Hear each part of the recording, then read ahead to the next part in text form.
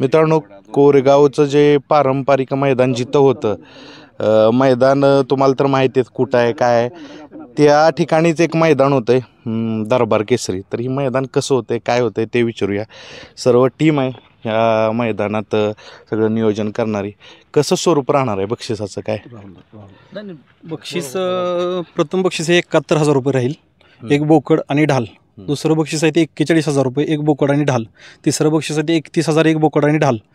तसंच त्याखाली चौथं जे बक्षीस आहे ते 21,000 ढाल आणि 2 कोंबडे, 11,000 ढाल आणि 2 कोंबडे, आणि 7,000 ढाल आणि 2 कोंबडे, आणि 5,000 ढाल आणि 2 कोंबडे, असं बक्षिसाचं स्वरूप राहील. प्रवेश फी किती आहे या मैदानाची? प्रवेश फी सकाळी 9 वाजेपर्यंत 700 रुपये राहील, त्यानंतर 1,000 रुपये राहील.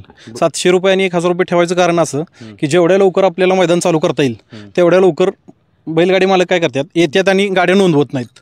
मग फायनल अंधार होतो, आपल्याला फायनल हा उजेडाचा घ्यायचे, त्यासाठी 700 रुपये, 900 रुपये, 1,000 रुपये असं केलेलं आहे आपण. बरं, मैदान कसं आहे ते तुम्ही बघतायच नेहमी. ह्या ठिकाणी भरपूर मैदान होतात, तिथं मैदान होतं आहे, पण काय काय मैदानाच्या अनुषंगानं काय काय प्रश्न महत्त्वाचे आहेत.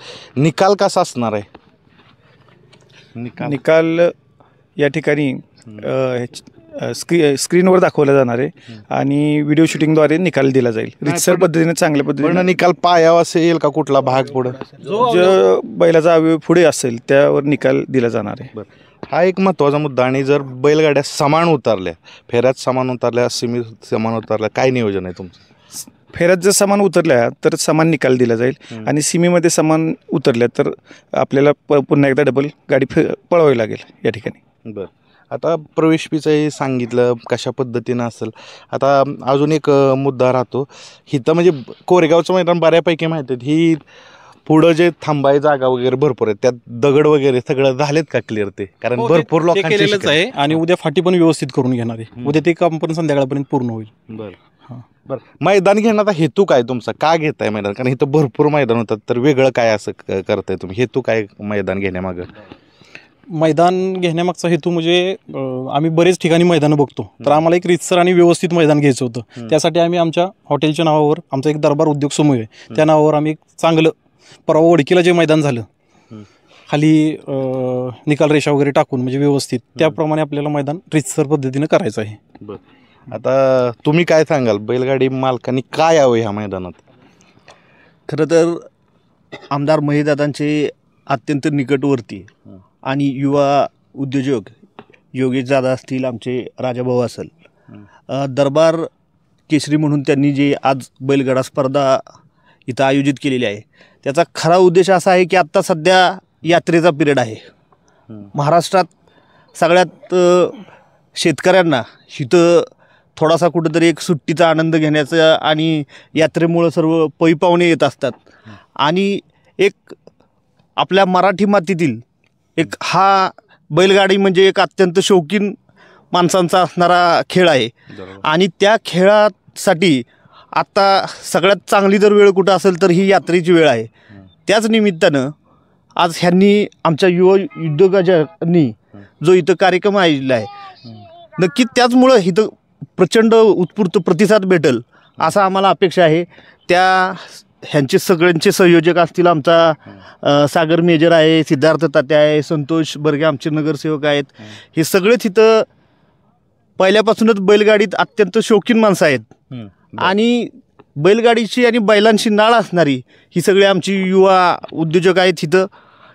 याच प्रेरणेतून ह्यांनी ह्या बैलगाडी स्पर्धा घेतलेली आहे. आता काय काय जी मैदानं झाली ह्या जागेवर, तिथं थोडंसं काय काय गोष्टीची गडबड आता महाराष्ट्रातच चर्चा असते. म्हणजे उदाहरणार्थ मैदान वेळेवर न होणं, दुसऱ्या दिवशी होणं, तर तो होणार का प्रकार इथं ह्या मैदानात आत्ता तुम्ही घेतलेलं आयोजन? असं काही होणार नाही. आपण जे मैदान घेतोय ते 250 ते 300 गाड्याच नोंदवल्या जातील, आणि नोंदणी 1 वाजता बरोबर बंद केली जाईल. आपलं मेन उद्देश हेच आहे की फायनल हा आपल्याला उजेडासकट करायचा आहे. बरं, नक्की तारीख बी सांगा एकदा. मैदानाची तारीख, नवीन वर्षाची सुरुवात 7/4/2024 या रोजी होईल. तरी सर्व बैलगाडी शौकीनांनी आणि मालकांनी याची नोंद घ्यावी. गुढीपाडव्याच्या निमित्तानं खरे मैदान घेतले जाते.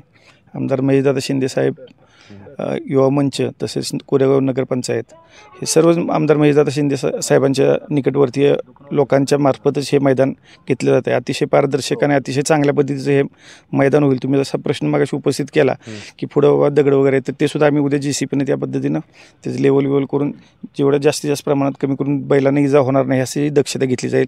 आपल्याकडे ॲम्ब्युलन्स उभी असणार, लोकांना सुद्धा ह्याचा कुठलाही त्रास होणार नाही अशा पद्धतीचं चांगलं नियोजन, नेटकं नियोजन. आणि तुम्ही म्हटला की बक्षिसं कमी जास्त प्रमाणात होत असते, परंतु एक नावासाठी हे मैदान घेतलं जाते. दरबार उद्योग समूहाचं नाव आहे, बाबूशेठ असतील, राजाभाऊ असतील, तर गाड्या जरी कमी आल्या तर बक्षीस तर म्हणजे फायद्यासाठी नुकसानीसाठी हे मैदान घेतलेलं नाही. तर मी आवाहन करतो सगळ्या बैलगाडी शौकीनांना आणि बैलगाडी वाहनवाल्यांना की जास्तीत जास्त प्रमाणात या ठिकाणी तुम्ही उपस्थित राहावं. अतिशय चांगल्या पद्धतीने मैदानाचा तुम्हाला इथं लाभ घेता येईल आणि चांगल्या पद्धतीचं मैदान घडेल, कोणाही अन्याय होणार नाही अशी शब्द देतो आणि थांबतो. अजून एक चिठ्ठ्याचा मुद्दा मांडता का पब्लिकमधून, कसं काढणार?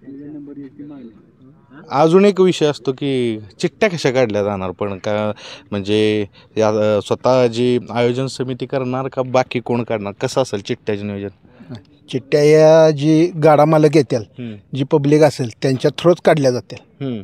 त्यामुळे चिठ्ठ्यामध्ये कोणाचाही वशिलाही चालणार नाही अजिबात. बरं. आणि मैदाने पूर्ण 100% रितसर होणार आहे. झेंडापंच म्हणून खाली धनावडे बापू आहेत आणि इथं सुद्धा कोणत्याही प्रकारचे तुम्हाला गाडी मालकांना प्रॉब्लेम येणार नाही.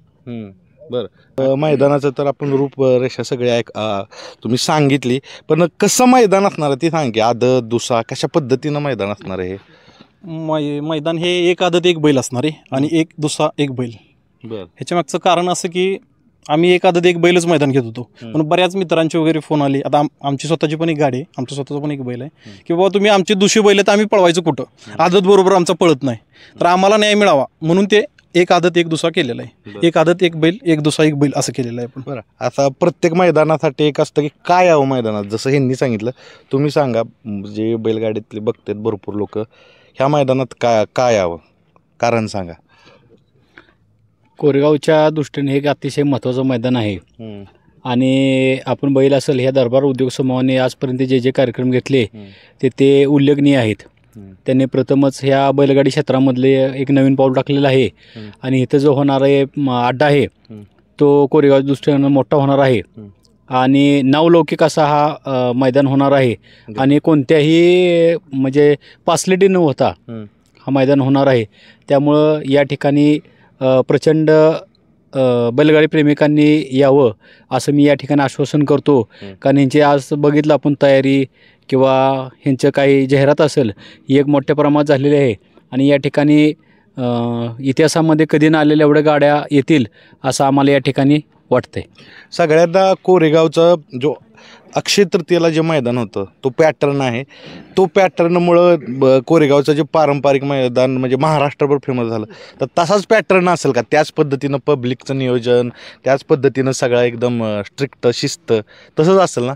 त्याच पद्धतीने आम्ही करण्याचा प्रयत्न करू, त्याच पद्धतीनं होईल. बरं, जाता तुम्ही काय सांगाल, काय म्हणाल मैदानाविषयी, काय सांगाल? अत्यंत पारदर्शक असेल हे मैदान.